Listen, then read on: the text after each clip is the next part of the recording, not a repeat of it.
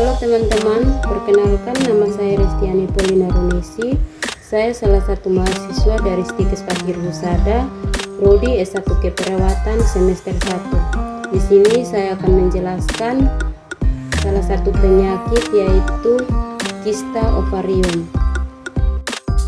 Kista ovarium adalah kantong berisi cairan yang tumbuh di indung telur atau ovarium wanita.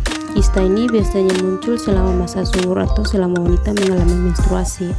Wanita memiliki dua indung telur, satu di bagian kanan dan satu lagi di sebelah kiri rahim. Ovarium yang berukuran sebesar biji kenari ini merupakan sebagian dari sistem reproduksi wanita. Ovarium berfungsi untuk menghasilkan sel telur tiap bulan mulai dari masa pubertas hingga menopause, serta memproduksi hormon estrogen dan progesteron. Pada beberapa kasus, fungsi ovarium dapat terganggu antara lain disebabkan oleh kista. Banyak orang takut ketika mendengar kista ovarium karena sering dikaitkan dengan kanker ovarium. Padahal, tidak semua kista ovarium berpotensi menjadi ganas atau kanker. Dengan penanganan yang tepat, kista ovarium bisa diatasi dan dicegah agar tidak semakin parah. Kista ovarium biasanya tidak berbahaya dan bisa hilang dengan sendirinya. Hal yang membuat kista ovarium berbahaya adalah ketika pecah, berukuran besar, dan menghalangi suplai darah ke ovarium. Selain itu, kista ovarium yang tidak terdeteksi dan tidak diobati sejak dini juga bisa berkembang menjadi ganas atau kanker.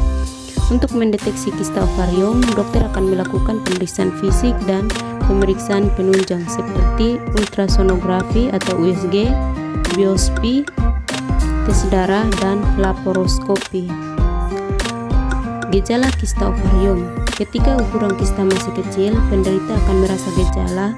Gejala baru muncul jika ukuran kista membesar atau menghambat pasokan darah ke ovarium atau indung telur. Gejala yang biasanya muncul meliputi nyeri, perubahan menstruasi, gangguan pencernaan. Yang ketiga adalah penyebab kista ovarium.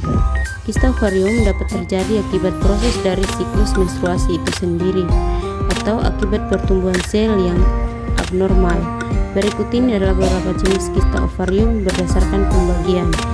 Pertama, kista fungsional.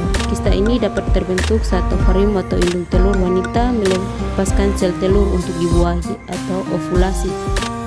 Bila setiap bulan ukuran sel telur makin bertambah, kondisi ini dapat menimbulkan kista fungsional.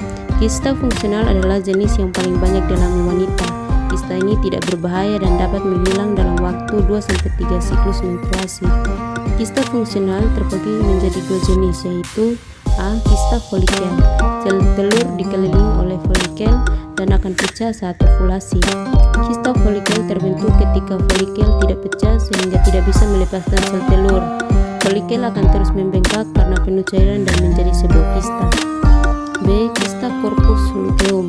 Folikel yang sudah pecah dan melepaskan sel telur akan menjadi corpus luteum dan menghasilkan cairan. Kista ini terjadi ketika lubang pada corpus luteum tersumbat dan menyebabkan penumpukan cairan. Akibatnya, corpus luteum berkembang menjadi kista. Yang kedua, kista patologis.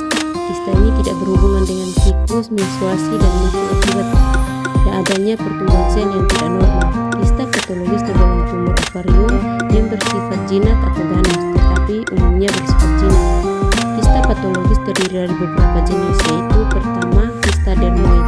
Kista dermoid terbentuk dari sel embrio yang sudah ada sejak lahir dan berkembang selama masa subur wanita. Kista ini umumnya bersifat jinak, namun pada beberapa kasus kista ini bisa berkembang menjadi kanker. B. Kista adenoma.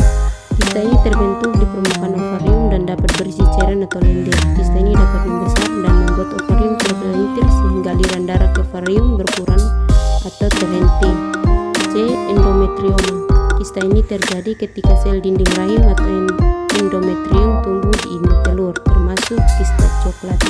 Selain penyebab kista ovarium yang telah dibahas di atas, ada beberapa kondisi yang dapat meningkatkan risiko seseorang mengalami kista ovarium, antara lain mengonsumsi obat penyubur kandungan, sedang hamil, pernah menderita kista ovarium sebelumnya, mengalami infeksi panggul parah, endometriosis atau PCOS.